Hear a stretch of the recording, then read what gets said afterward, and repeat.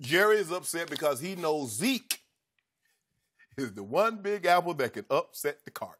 He knows that. Skip Bayless knows that. And a lot of Cowboy fans know that. That's why Jerry's lashing out. Now, Jerry brought the team, what, Skip, 88? He brought the team in 88?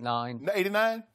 Now, when has Jerry Jones ever been concerned with what the league thinks? Do you realize in the 90s, when Jerry Jones did a unilateral deal with Nike for the jerseys, all other teams had a Coke deal. Jerry did Pepsi. Skip, did you know Ticketmaster is the official ticket broker of the NFL? And Jerry's with SeatGeek. Now, all of a sudden, Jerry is concerned about what the league thinks. You're right. Skip, did you know that the Cowboys, their 3 Super Bowl wins, who the NFL's leading rusher was in all 3 of those seasons? The last guy to do it, it's only been done 4 times. Terrell Davis was the last to do it in 2008. You were there. I happened to be there. Yep. Had a front row seat to that.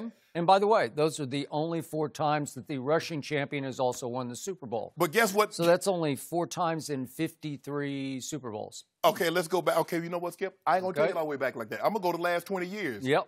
If your name isn't Brady, Brady got 6. The 2 Mannings got 2 apiece between them. That's 10. 10 of the last 20 Super Bowls is won by Brady or Manning. Now I'm going to throw Big Ben in there. That's 12. You got Rodgers. You got Breeze. Now, which one of those quarterbacks is Dak? That's not. We'll get to that at a little level. Normally, Dak is Dak. We'll just stop doing that. No. It's not your turn to talk. I was You speaking. ask a question. No. It was like hypothetical, rhetorical, but, I really hope you respond. By the way, Dak Prescott is going to win multiple Super Bowls before he's finished. Go ahead. Can we Go get ahead. Multiple. We'll see how that plays out. Skip, when I look at the league as a whole, there's 32 teams and probably 3 backs per team.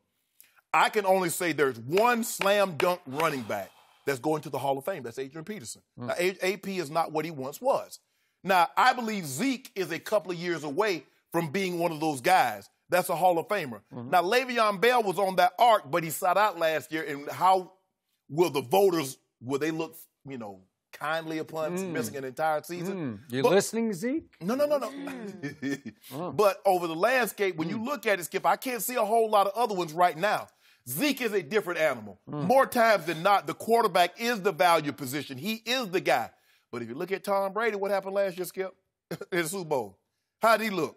And how old Sonny Michel, an old Rex Burkhead, running that thing, looking good, right?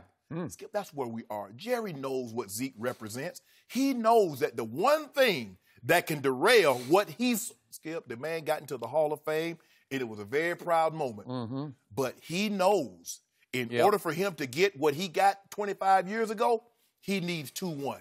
And he's watching 2-1 board a flight to go to Cabo. And he got the Lombardi trophy in his bag. And going away from him. Simple as that, Skip. I wish I could tell you something different. But I didn't hear all that yesterday. You heard were very different yesterday. He tried to play tough, but he okay. Well, my turn. I know Jerry Jones very well because I spent so much time around Jerry Jones for writing the 3 Cowboy books that I wrote.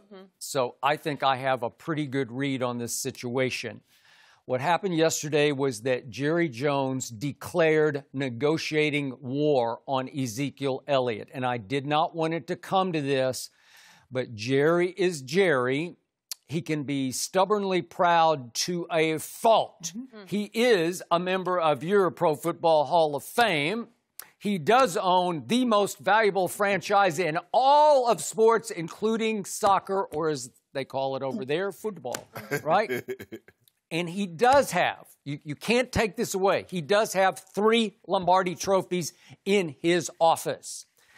This man is so proud that he can go from being the nicest man in the world, and you've seen the nicest man, he's unbelievable, to the angriest man in the world like that. I have seen it up close and personal. Nicest man to, boom, angriest man. He can be your best friend. He can, boom, be your worst enemy. Ask Roger Goodell.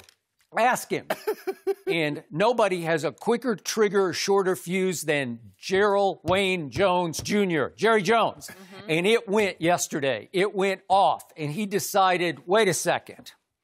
This is the man that I fought so hard for, the young man, Ezekiel Elliott. Correct. This is the man I put my reputation on the line to back and defend, and maybe overly defend, as he went through 2 bar fights that we know of and pulling down the woman's top. Wait, I'm getting warmed up here. Shh. Okay. Everybody don't know about that. Yeah, they do. Well, I don't know. There may be more. Okay.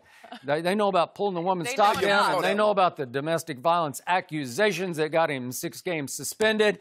And everybody knows about the Las Vegas incident, and Jerry is fighting and backing and fighting and backing, and then all of a sudden it's time for camp.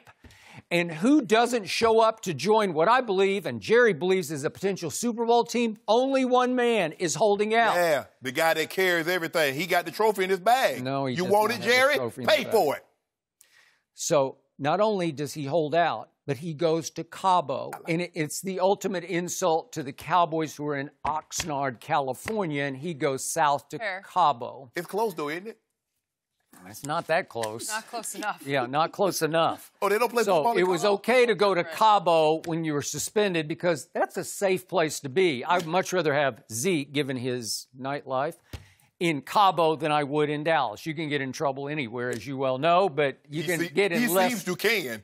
You can get in less trouble, I believe, in Cabo. I don't know this for a fact, but less trouble in Cabo than in Dallas, Texas. Oh, absolutely. I don't know. Cabo's pretty fun. I know. Well, you could be right about that. As soon as I was saying, I was like, wait a sec. I don't know. But whatever. So he did get in good shape in Cabo, so maybe he'll stay in good shape. But here's the point. Jerry decided this is going to go one way or the other. I'm going to catalyze this situation right here and right now because we're not going to have any more lovey-dovey, kissy-huggy. I'm going to war. I'm going to lay it on the line. And in his opening salvo on introductory press conference last Friday, remember, 4 times he referred to the 4th and 1 that Zeke failed to make against the Rams here at the Coliseum in the second playoff game.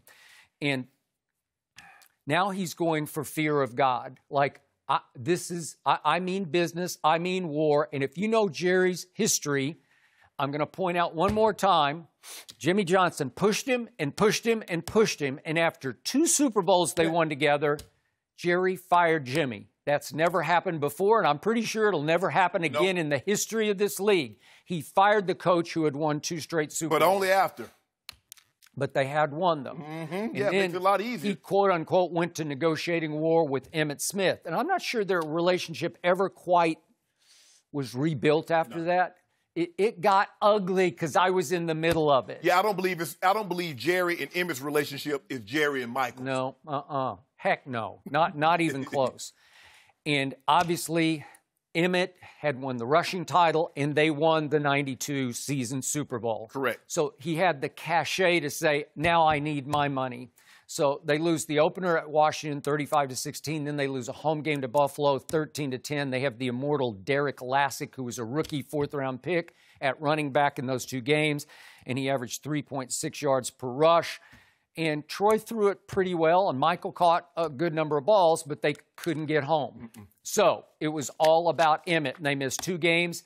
And right on schedule, he comes back. And I got to tell you, I thought Jerry actually won that negotiation because the money, I don't want to get in the dollars and cents because they don't make any sense now. Right. But I thought that Emmitt, it wasn't worth the holdout to get what he got, but it was worth it to the football team for him to come back with a vengeance because he still won the rushing title in 14 games and won Super Bowl MVP and league MVP. Let me ask you a question.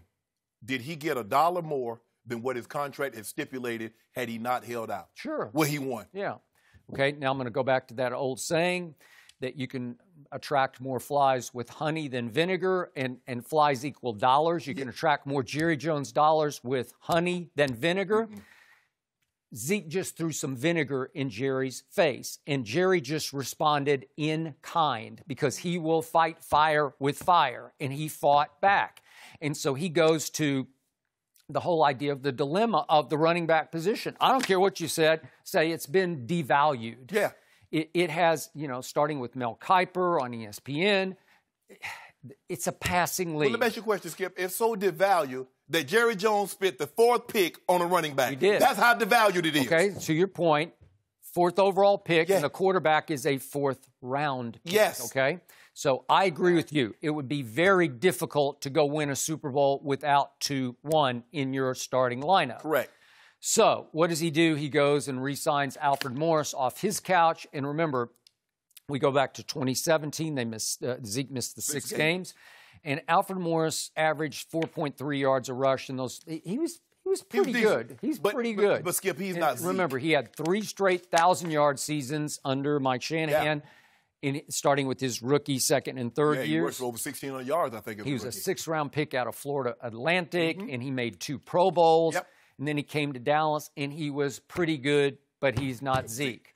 Troy Pollard, I have high hopes for. He was their 4th-round pick out of Memphis, but he's, to me, more of a pass catcher, more of a, maybe I should go poor man's Kamara. I don't know, because Kamara is really good. Yeah. So I don't want to say he's Alvin Kamara. Right. But he's pretty good. But could he step in for Zeke? No, I don't think so. Thank you for watching. You can subscribe here to get the latest from the show. And be sure to check out more of the best clips from Undisputed, or go watch a few other segments from our other shows on FS1.